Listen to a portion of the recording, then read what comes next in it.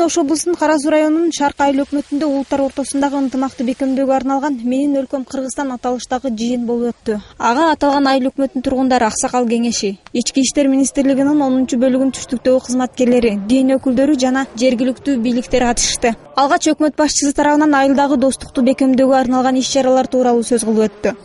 Шаркы айыл өкмөтүнүн тургундары биргеликте, аппарат жетекчилери, депутаттар биргеликте элибиз менен, эл башчыларыбыз менен, барлық мектеп директорлору биргеликте ушул нерсени негизде көп эле өткөзүп келип атабыз. Дайым айтып келип атабыз, Шаркы айыл өкмөтүнөн бизге дайым достуктун жыттансын, шаң шөкөттүн жыттансын, Шаркы айыл өкмөтүнүн бюджетин көтөрүп, байлыктын жыттансын деп келип жүрөбүз. Бизде жакшы көз тийбесин, Кудайга шүгүр, бирок эч ким айта албайт. Биздин арабызда сепаратист күчтөр дагы деле жок деп эч ким айта албайт. Азыр жок бизде деп. Дагы деле бул ошол нерсени кылган адамдар дагы деле жүрөт. Жүрүшү дагы мүмкүн, биз азыр биле албайбыз. Бул жыйынды өткөрүү демилгеси Кыргыз Республикасынын Ички иштер министрлигинин 10-бөлүгүнүн түштүк аймагынын кызматкерлери жана Ынтымак телерадио компаниясы менен биргеликте уюштурулган. Жыйындын жүрүшүндө 10-бөлүктүн түштүк аймагынын улут аралык жанжалды алдын алуу бөлүмүнүн башчысы мындай иш-чараны өткөрүү абзелдигин айтып өттү. Анткени акыркы убактарда эл арасында туура эмес маалымат тарап жаткандыгын эскертти. Ар бир улуттун ортосунда эч кандай жанжалдарга жол бербейбиз. Дайым эле ишибизди күнүсүнө алып жүрөбүз. Биз эми айтып кетейин деген ушу мисалы өлкөбүздүн түштүгүндө мисалы айтып кетсек, жетекчилик, бийлик органдары, күч структуралары, айылдык округдун кызматкерлери, айыл аксакалдары, кадыр-баркка ээ жарандар биргеликте улуттар аралык мамилелерди чыңдоо, бекемдөө, жакшыртуу маселелери боюнча тыгыз байланышта болууга тийиш деп эсептейбиз. Ошого иш-чараларды алып барышыбыз зарыл деп эсептейбиз. Иш-чаранын катышуучулары бул өткөрүлгөн жыйын эл үчүн өтө маанилүү деп эсептейт. Анткени буга чейинки өткөн каргашалуу окуялардын кайталанбасын алдын алууга өбөлгө болот дешет. Ушунчалык бир айтып өтүп кеттим, Чыңгыз Айтматов сөзүн атактуу жазуучубуз айтат эле да. Ушу 90 жылдан кийин айткан, кантип эки элди элдештирсек болот дегенде ал адам айткан, эфирден чыгып кыргыз өзбекти мактасын, өзбек чыгып кыргызды мактасын, экөө тең бир эл деген. Ошондон бери ушу сөздү күтүп ателем, бирөө ошону эстебейт да. Биз ушунчалык бирибизди жакшы көрүп жашашыбыз керек экен. Алла Таала эген биздерди мусулман кылып, ислам дининде кылып жараткан. Ушунчалык Кудайдын сөзү биз үчүн эң улуу сөз болуп эсептелет. Кудайым бизди улуттарга эмес, мусулман менен кафирлерге бөлгөн. Ынтымак телерадио компаниясы мындай өткөрүлүп жаткан улуттар ортосундагы жанжалдарды алдын алууга жана ага каршы күрөшүү үчүн өткөрүлүп жаткан иш-чараларга өз салымдарын кошуп келишет. Бүгүнкү өткөрүлгөн жыйындын концерттик программасында толугу менен өз моюндарын алышып, келген коноктор үчүн ырбелектер тартууланып жатты.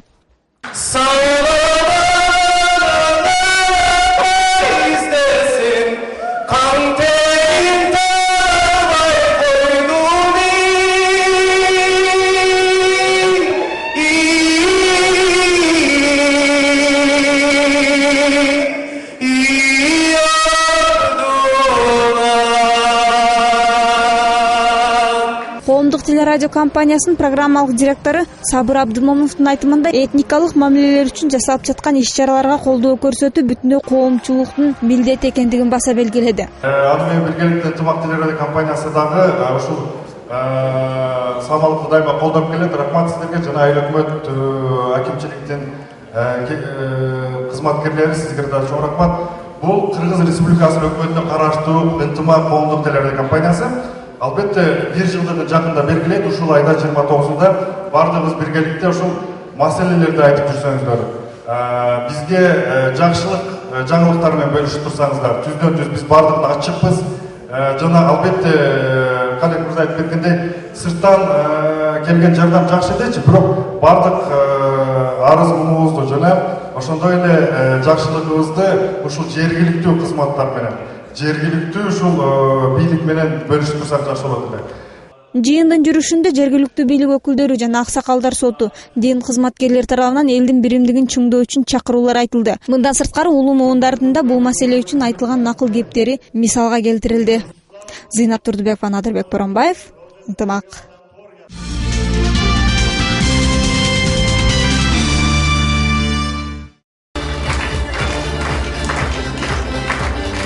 Рахматулла бир канча убакыттан бери Оштогу социалдык колдоо борборундагы бир топ иштерге катышып келет. Бул борбор Рахматулла сыяктуу мүмкүнчүлүгү чектелген жана ата-энесиз балдарга жардам көрсөтүп келет. Аталган мекеме тарабынан жакынкы күндөрү АКШнын Глобал балдар фонду борбору тарабынан балдар үчүн кичи бизнести үйрөтүүчү окутуу өткөрүлгөн. Анын соңунда эң мыкты делген 5 катышуучунун ар бирине $200 кичик грант бөлүп берилди. Invalid ballarımızı, nogiron ballarımızı kana kılıp tirikçilik kılış, o'zlari şu koludan biznes kılıştı öğrettik. Şu kursları ötüp durup bugün günde mana 5 bolaga biz sertifikat verdik. $200 geçe şu ballarga yordam bizi fondumuz tomonidan şu ballar o'zlari faqatgina ota-enasiga qaramasdan, akalariga, qarindosh urug'iga qaramasdan o'zlari tirikchilik qilib shu biznesini olib borsa biz xursand bo'lamiz. Бул сыяктуу долбоорлор мүмкүнчүлүгү чектелген балдар келечекке болгон көз караштарын өстүрүүгө өбөлгө түзөт. Аны менен катар эле алар бирөөлөргө муктаж болбой келечекте бизнес баштоо мүмкүнчүлүгүнө ээ болушат дешет ата-энелери. O'zimizni ham bir hali qiziqishimiz oshib, shunday bir bu sentrga o'ta nimamiz oshib boryapti. Bularga shu yerda xizmat qilayotgan ustozlariga, ularni qo'llayotgan yuqoridagi hurmatli mehmonlarga, hammasiga oldindan rahmat aytamiz. Грант сертификатын колго алган Рахматулла алда качан бизнес баштоону ойлоп койгон. Анын сөзүнө караганда ал шириндиктер үчүн коробка жасап сатат жана аны өнүктүрүп чоң фабрика кылууну максаттайт. Şu magazin açaman, aşağıda karukka qilaman. Misol uchun shirinliklarga, mana tort, pechenye hammasiga shundan karukka qilaman. Shuni to'plab, foydasini yana ham kattaytirib, undan ham katta qilib, shunday qilib orzularim bor. Shunday qilib o'zim oyoqqa turg'izib. Улупка коомдук фондунун жамааты мындан арыда мүмкүнчүлүгү чектелген жана аз камсыз болгон үй бүлө балдарына колдоо көрсөтүүнү уланта беришмекчи.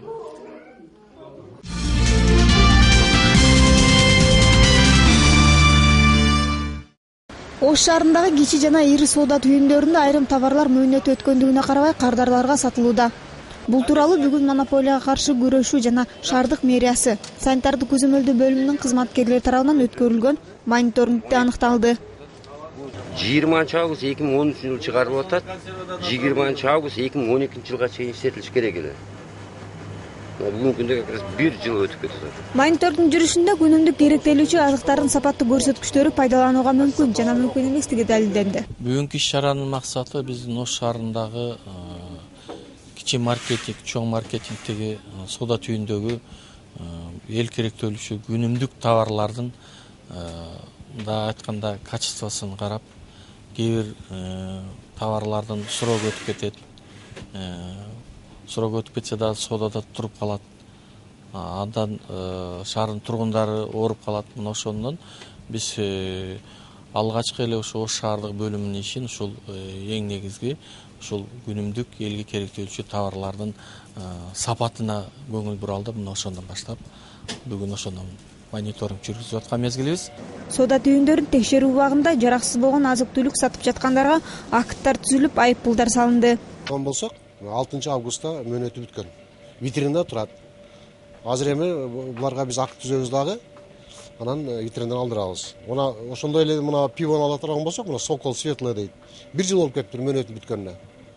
Эми биздин шаардын тургундары ушу товарларды, азык-түлүктөрдү сатып алып атканда негедир ушул сактоо мөөнөттөрүнө көп көңүл бурбайт. Адистердин айтымында керектөөчүлөрдүн укугун коргоо үчүн атайын бөлүм иш алып барса да ага кайрылгандар аз санда. Алар керектөөчүлөрдүн өз укуктарын коргоо үчүн атайын борборлор менен иш алып барууну сунушташат.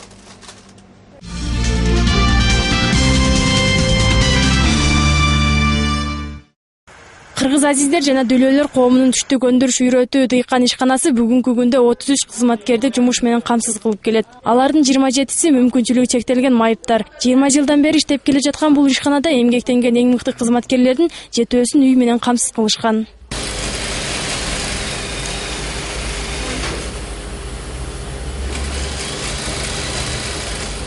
Элмира Кутубаева 15 жылдан бери аталган мекемеде иштейт. Ал туубаса экинчи топтогу майып. Кулагы укпайт жана сүйлөй албайт. Мүмкүнчүлүгү чектелгенине карабай кол кошуруп отуруп алуучунун ыңгайсыз экенин айтат. Учурда бир кыз, бир уулдун энеси. Жалгыз бой болсо да балдарын окутуп, талыкпай иштеп келет. 1998 ушул ишке кирдим. Тааныш досторум аркылуу таптым. Ала букадан болом. Ал жакта жүргөндө аябай кыйналдым. Мага ылайык жумуш жок болчу. Бул жерге келгенимден бери көңүлүм ток. Мага 3 бөлмөлүү үй да беришкен. Учурда Анар Кичи районунда өзүмдүн үйүм бар. Айлыгым жакшы эле. Андан сырткары пенсия да алам. 2009 жолдошум өтүп кеткен. Бир кыз, бир уулум бар. Иштеп жаткан акчаларым азырынча балдарыма жетет. Азиздер жана дүлөөлөр коомунун өндүрүш ишканасы көбүнчө чеберчиликке басым жасашат. Алар тигип даярдаган шейшептер ооруканаларга жөнөтүлөт. Андан сырткары матрас тигип саттыкка чыгарышат. Биринчи топтогу майып Марапат Акимова көзү жакшы көрбөгөнүнө карабай матрас тигет. Эң башкысы эл эмгек рыногунда орун таба алгыдай шарт түзүү үчүн эмгектенип келишет. 5 жылдан бери ушул жерде иштеймин. Мен бул жерге келгенде аябай кыйналып жашайт болчумун. Азыр Кудайга шүгүр, бар жок жакшы. Иштеген ишим өзүмө жагат. Кудайга шүгүр, кызым менен ушул жерде кең тамак ашыбыз таап жеп жүрөбүз. Бир кызым бар, күйөөм жок. Азыр ушул моментте кызым менен экөөбүз жалгыз жашайбыз. Мындан сырткары бул ишкана көп жылдардан бери эмгектенип келе жаткан кызматкерлерин үй менен камсыз кылууну пландап жатканын билдиришти. Мүмкүнчүлүгү чектелген бул кызматкерлер үчүн колунда бар адамдар колдоо көрсөтүп көмөк көргөзүп келишет. Ишкана жетекчилиги тарабынан майрам күндөрү сый тамактар байма-бай уюштурулуп турат. Уулкан Зунду кызы Надыр Боронбаев, Ынтымак.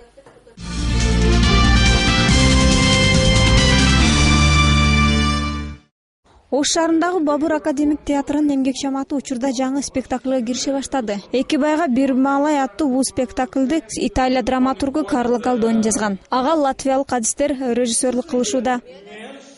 Мен унаканга майдакеш эмасмын. Уну ала беремин. Азыраак кеңгилачы. Режиссер Томас кыргыз жергесине биринчи ирет келиши. Анын айтуусуна караганда оштук актерлор менен иштөө өтө жагымдуу. Бирок ага карабай дүйнө көз караштардын ар түрдүүлүгү кыйынчылык жаратпай койбойт.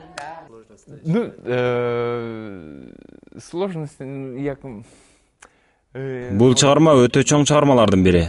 Ананда бизде 1 ай мөөнөт бар. Биз жигиттер менен келишим түзгөндөн бери дем алышсыз иштеп жатабыз. Баары акырын өз нугуна түшүп жаткандай. Бул чыгарма үчүн жергиликтүү калк тарабынан өзгөчө биримдик талап кылынат. Биз чыгарманын образын мыкты деңгээлде ачып берүүгө аракет кылабыз.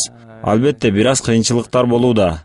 Бул кыйынчылыктар көбүнчө дүйнөгө болгон көз караш тууралуу. Бирок ал чоң көйгөй эмес. Баардык көрөрмандарды спектакль көрүп кетүүгө чакырабыз. Келиңиздер, көрүңүздөр, баа бериңиздер. Бул спектакль Швециянын Кыргызстандагы элчилиги тарабынан уюштурулууда. Алгач бул спектакль проекттин негизинде буга чейин Султан Ибраимов атындагы театрында да литвалык режиссер тарабынан Дели бии деген аталышта коюлган. Маалыматтарга караганда бул спектакль Швейцарияда өтүүчү фестивалда коюлуусу да пландалууда.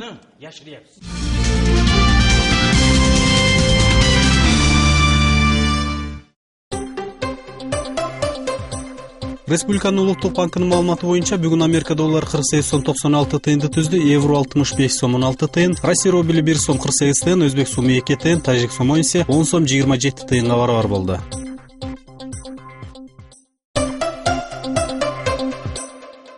13 августта көпчүлүк аймактарда жаан жаап, айрым жерлерде күн күркүрөйт. Батыштан соккон шамалдын ылдамдыгы секундасына 4-9 метрден, кээ бир райондордо 14 метрге чейин жетет. Абанын температурасы Баткен областында түнкүсүн 18 градуска чейин, күндүзү 29 градуска чейин жылуу болот.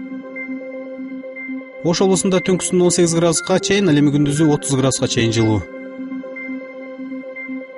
Жалал Абад областында дагы 18 градуска чейин түнү жылуу болсо, күндүзү 30 градуска чейин жылуу.